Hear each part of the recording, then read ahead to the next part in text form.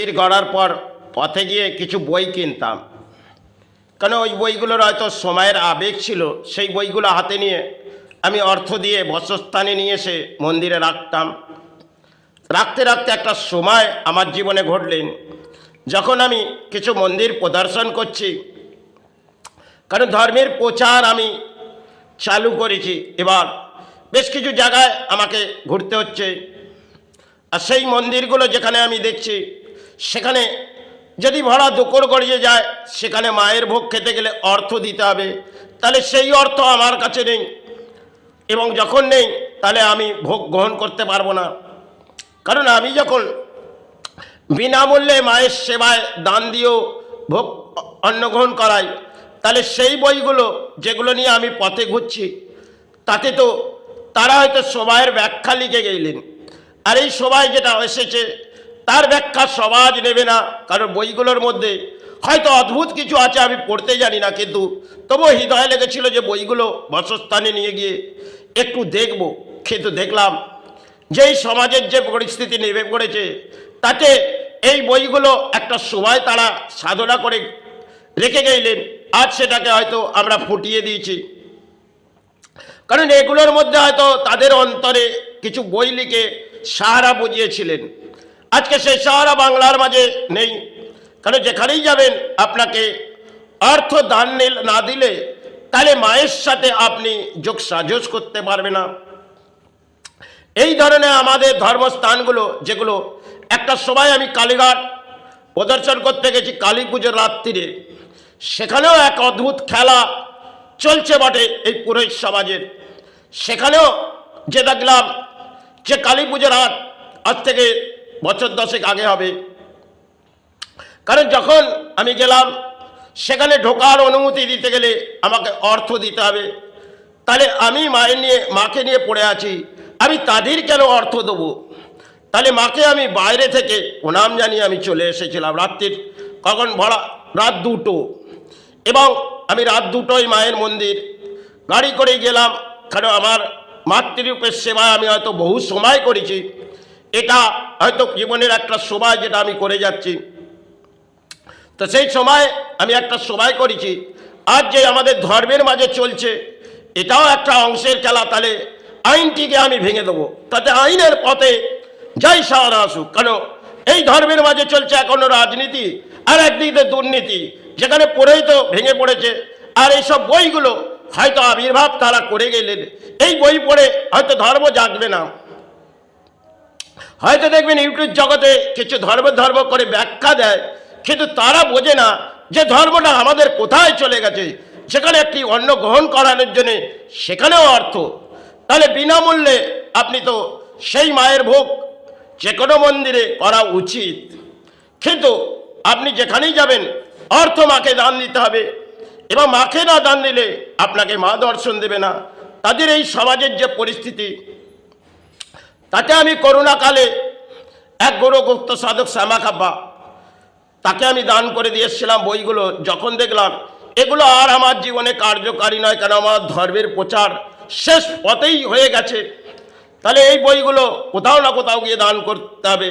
তাই আমি রাজপুত শ্মশানে গিয়ে তাকে প্রণাম জানিয়ে আমি দিয়ে এসেছিলাম। একটা সময় মা তারার সেবাও আমি এখানে করেছিলাম, কিন্তু দুটি মাকে একটি জায়গার মাঝে রাখা এটা মনে হয় আমার জন্য ঠিক নয়।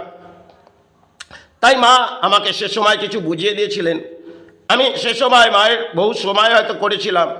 রাত যখন গড়িয়ে গেল, মা তারা আমাকে কিছু ব্যাখ্যা দিলেন, আর সেই ব্যাখ্যা আমি হয়তো বহু জায়গায় ঘুরলাম। তখন মাকে রাজপুত শ্মশানেই দিয়ে এসেছিলাম, তার হাতে তুলে দিলাম মাকে। কারণ এটা মাতৃরূপে আমি বহু সময় হয়তো সেবা করেছি, তাতে দারিদ্রতা হয়তো জীবনে এসেছে, কি দুঃখ এসেছে, হয়তো জরা ব্যাধি আছে, এটা আমি স্বীকার করব। কারণ মানুষ্য জন্মে এসেছি, থাকবে ব্যাধি, আর এই ব্যাধি নিয়ে আমাকে চরণে যেতে হবে। তাই কারো দান নিয়ে আমি গ্রহণ করে যাই না। এই সমাজে চলছে দানের মাঝে ঘোড়া, তাতে যদি ধর্ম আমাদের জেগে যায়, তাহলে মনে করি না এ ধর্ম আমার জেগে গেল, এ ধর্ম ফুটে উঠল। আরে একটা সেবায় যদি দান পড়ে যায়, তাহলে এই দানপত্র বসেই যদি পুরোহিত করে, আর সমাজের কিছু ক্লাব আছে যারা দানপত্র নিয়ে লড়াই করছে, একটা সময় ডোমজুর মর্নিং স্টার তারা যে ক্রিয়া কাজটা করেছিল সেটা গ্রহণযোগ্য নয়, কিন্তু সেক্ষেত্রে লড়াই করতে গিয়ে আমাকে বিফলে হাঁটতে হয়েছিল, কারণ আমি কর্মস্থান নিয়ে লড়াই করছিলাম। হয়তো ভেতরে আমি ধর্মস্থান আবির্ভাব নাই করতে পারি, কিন্তু সময়ে আমি কর্মস্থান নিয়ে যখন লড়াই করছি তখন তারা জুলুমের শিকার করছে, ধর্মের জুলুম। কারণ তারা যে অঙ্কের দান চাইবে সেটা আমাকে মেনে নিতে হবে।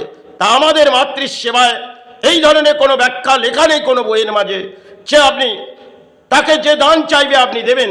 এটা সমাজে দেখবেন আজকে জুলুমের আমরা ধর্ম করছি, আর সেখানে আমরা লজিক দেখাচ্ছি আমার ধর্ম জেগে গেল। আরে এইভাবে ধর্ম জাগে না।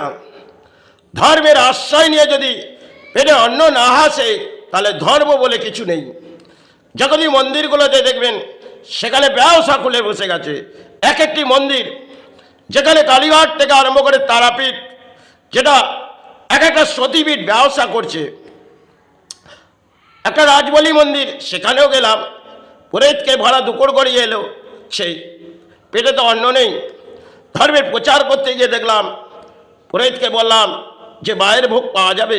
পুরোহিত বললে ওখানে যাও, একটি কুপন কাটো, কুপন কাটার পর ওনারা ভোজন দেবে। তাহলে কুপনটা কাটতে গেলে হয়তো 40 টাকা, সেটা আমার দেয়া যায় না।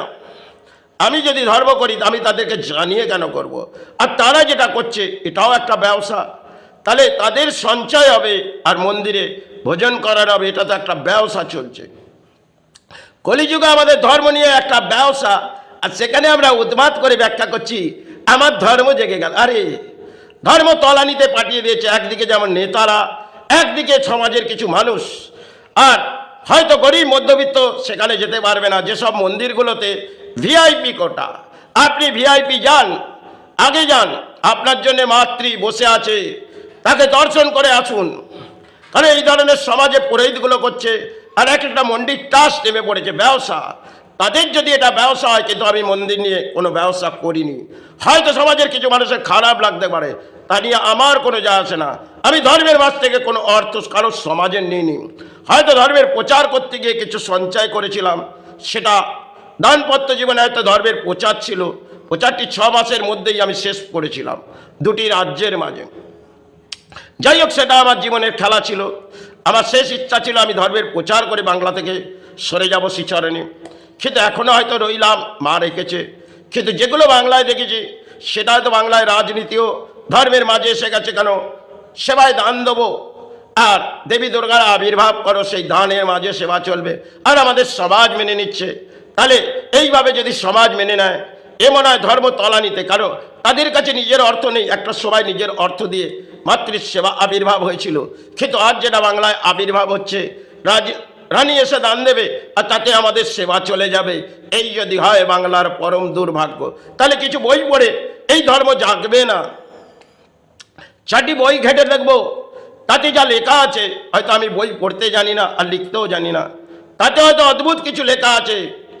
এই সমাজে যে বড় বড় ভিখারি আছে, তাদেরকে ভিক্ষে দিয়ে শেষ করতে পারবে না। একদিকে যেমন অর্থনীতিবিদ, আর কিছু ধর্মের পূজারী আছে, এক একটা মন্দির কমিটি আছে, যাদের অর্থ চাই। অর্থ হলে মাকে বিক্রয় করো আর মাকে নিয়ে ব্যবসা করো। এই ব্যবসা যদি চলতে থাকে, দেখবেন পথেও কিছু মন্দির করে দিয়ে তাতেও ব্যবসা। এই ব্যবসার মাঝে আমাদের ধর্ম চলছে, আর সেখানে আমরা ব্যাখ্যা করছি আমার ধর্ম উচ্চ স্তরে উঠে পড়লো। কারণ রাজনীতির মাঝে কেউ ওপর নিচে হবে, কিন্তু ধর্ম একটা শ্রেষ্ঠ, সেখানে আমরা হারিয়ে ফেলেছি একটা রাজনীতির মাঝে। আর সেখানে আমরা কিছু লজিক দেখাচ্ছি। কারণ ধর্মের জগন্নাথ মন্দির সার ইতিহাস, এর বহু কিছু ইতিহাস হয়তো ধর্মের মাঝে আছে, কিন্তু আজকে আমরা তলানিতে পাঠিয়ে দিয়েছি। কিছু নেতা এগুলো আবির্ভাব করে রাজ্যের মাঝে দেখিয়ে দিয়েছে, আর সেটাকে আমরা গ্রহণযোগ্য করে মেনে করেছি। তাই যাই হোক, এটা বাংলার হয়তো সেবা আবির্ভাব আজ আছে, করে যাচ্ছি, কাল হয়তো শ্রীচরণে চলে যাব, এটাই কামনা করে যাই। যেটা আমি করলাম সেটা আমার নিয়মের আইন। আমি সমাজের কোনো নিয়ম মানিনি আর মানবও না। কারণ যতক্ষণ আছে মায়ের সেবা বেঁচে থাকাকালে চালিয়ে যাব, এটাই পরম সৌভাগ্য। জয় গুরু, জয় বাবা।